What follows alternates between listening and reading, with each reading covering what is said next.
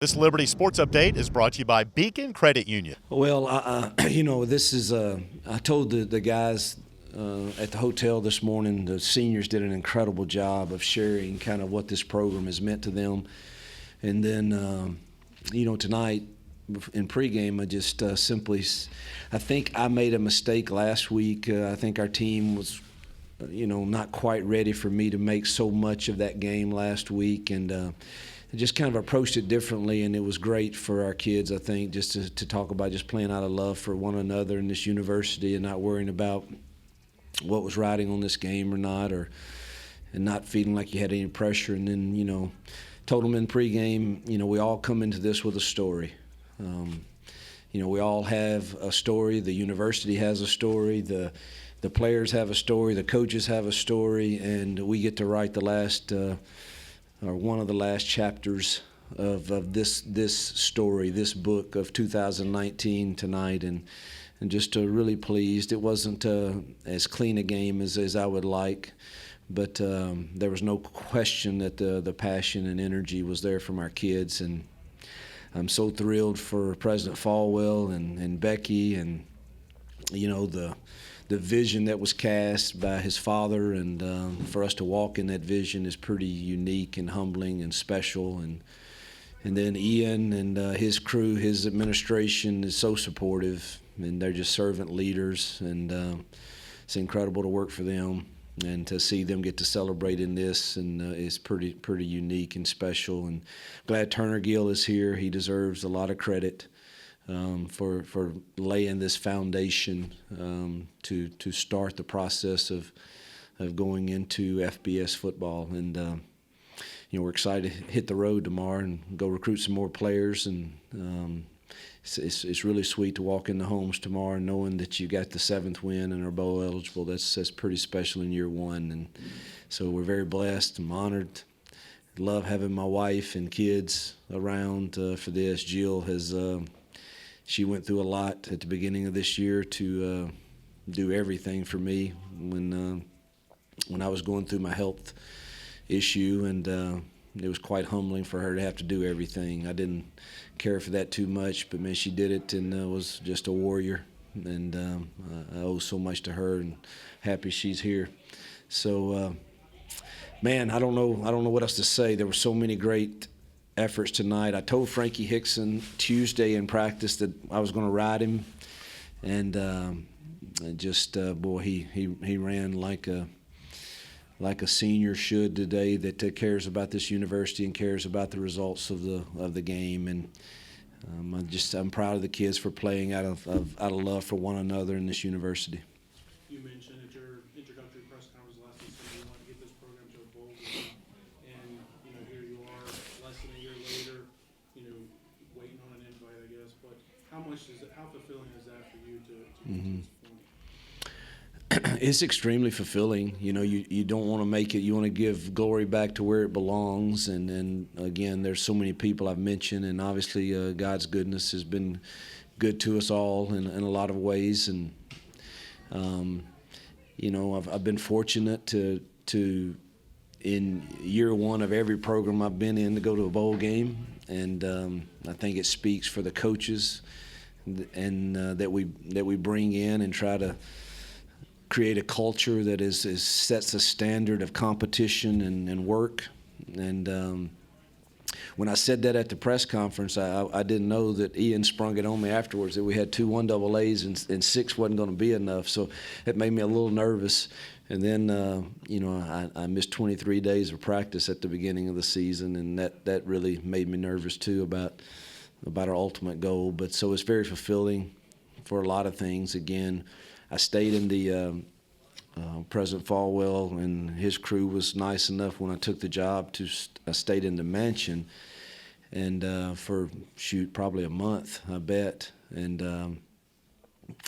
I'd walk by his father's office quite frequently, and just think about that a vision that was cast 4 decades ago or so, and now God knew I would walk in that vision at some point, and it kind of makes you feel like there's a little bit of pressure on you to get it done because you want so badly to see it be everything that he envisioned, and we're going to get there, and this is a big step toward that, so it's very fulfilling.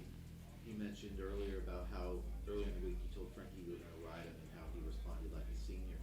Did you want it to be in the seniors' hands who knew how important this game was and how important it was to not only for this class to win its final game, but to reach the goal of becoming bowl eligible?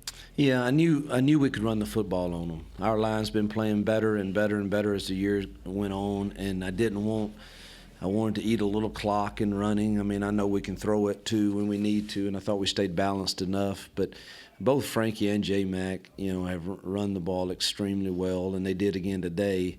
But early on, I wanted to put it in 23's hands and let him carry us, and he did very well. So did J-Mac when he got his time in there too. The issue with the headsets, how much of a distraction or hurdle was that in the early part of the game? It was. I hated it. I didn't like it, and there's part of me. I asked Ian, "Is there any rule for independence?" Because my flesh wanted to tell them we're using ours. I don't care what you do, because there's not a rule, and we could have done that. But my spirit said, do the gentlemanly thing and not use ours. But I have not done that in my career, and not being able to say what I wanted to call over the headsets was very uncomfortable. It cost us one delay, and it was very uncomfortable. So I'm glad that our IT people, who are incredible, got something worked out where we could use them, because it would have been uncomfortable for me. The whole game would have been very uncomfortable. You've spoken during the year about how thin the linebacker group is, and without Brandon Tillman with the broken arm, Yeah. Ajayi, who got ejected midway through the first quarter, how do you feel like Tyron Dupree, Waylon Kozad, those guys played today?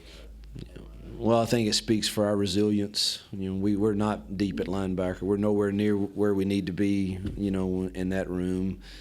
And then to lose Tillman to a surgery this week, and then to lose Solomon in the first quarter, I think it just speaks again to the resiliencies of our kids, and the ones that's next man up. You can't whine or complain or mope around about it as a coach or as players. Next man up. And those younger kids played well enough. I thought we played really well up front was the main thing, and thought our secondary played better at times too, particularly in the second half. Coach, you mentioned giving a lot of credit to Turner and Gale. How much credit do you give to the seniors who continue that vision and really start their careers as FCS? Well, they're the ones that I mentioned all the president and the AD administration and Turner, but it's the seniors that really is who we all said all week and today that they are the ones that we want to send out the right way, and we want to be the this freshman class. And one of the things I would ask all of the kids when I would have my one-on-one meetings with them is, who was the second person to step foot on the United States of America? Nobody could tell me, because I don't know either. But I do know who was first, and we wanted to be the first ever to become bowl eligible here. And those seniors, it's a great legacy for them to leave, that 20 years from now when we have a reunion, they're the ones that led and set this groundwork, from Buckshot and AGG to Duff and Frankie and Jesse and Vince. It's just it's a good group. Well, they've already had me do a dance or two in there, and that was kind of embarrassing, and I'm sure it's on video, and I'm glad President Falwell and Turner did a little bit with me, so maybe it won't be just me I'm going to, I've got a couple of recruits to meet with, and Jill and my mom and dad are here, so we'll go get some food, I'm sure, and go to the house and sit on the back porch and talk about what a great day it's been. You win on a day like this when Buckshot throws for season low in yards and AGG only has 4 catches. The balance of this team, the surrounding cast, Yeah.